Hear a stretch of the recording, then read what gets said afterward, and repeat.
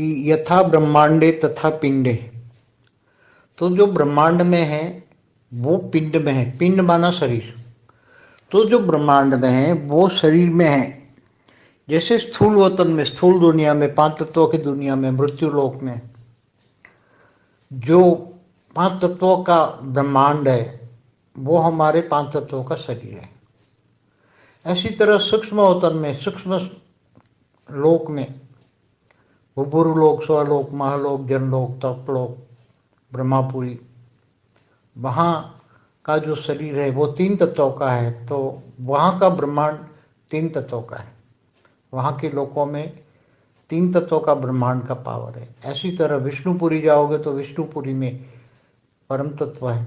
शिवपुरी जाओ तो परम तत्व है। तो वहाँ जो आत्माएं जाती है, ब्रह्मापुरी से ऊपर विष्णुपुरी, शिवपुरी, तो वहाँ के हिसाब से उसका सूक्ष्म शरीर बन जाता है, परम तत्वों का शरीर बन जाता है।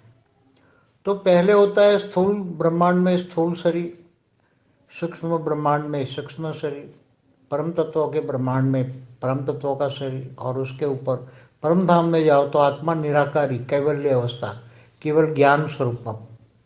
कैवल्य अवस्था मन आत्मा की स्टेज, एकदम निराकारी, निर्गुण निराकारी, भावातीत, कर्मातीत, गुणातीत, ये स्टेज आत्मा की होती हैं और निराकार बन जाती हैं। परम धाम में जाने वाली आत्माएं सब परम आत्मा है। देवता सूक्ष्म वतन में रहने वाले सब देवता है, और मृत्यु लोक में पांच तत्वों की दुनिया में रहने वाले सब मनुष्य है, और नीचे सात पाताल लोक में रहने वाले सब असुर, महाअसुर, दैत्य, दानव सब होते हैं।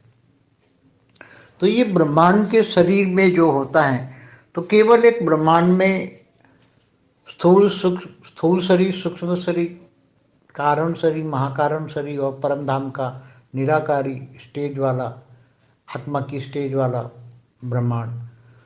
तो केवल सूक्ष्म कारण शरीर और महाकारण शरीर में भी हर कोई आत्मा का रिकॉर्डिंग उसी में होता है जो ब्रह्मांड में होता है।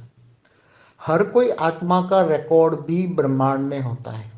जितनी मनुष्य आत्मा है, जैसे आज मनुष्य आत्मा स्थूल वतन में कितनी है, 800 करोड़ है आज स्थूल वतन में मनुष्य आत्मा है, साकार में, मृत्यु लोक में। तो सूक्ष्म की आत्माएं तो अनेक गुणी है, बहुत गिन नहीं सकते, इतनी अनेक गुणी आत्माएं सूक्ष्म वतन में है। धरती पर केवल 3 किलोमीटर के दायरे में चारों ओर। तो ये इससे ऊपर सूक्ष्म वतन, इसके ऊपर सूक्ष्म, तो आत्माएं कितनी होंगी, ब्रह्मांड में आत्माएं कितनी होंगी।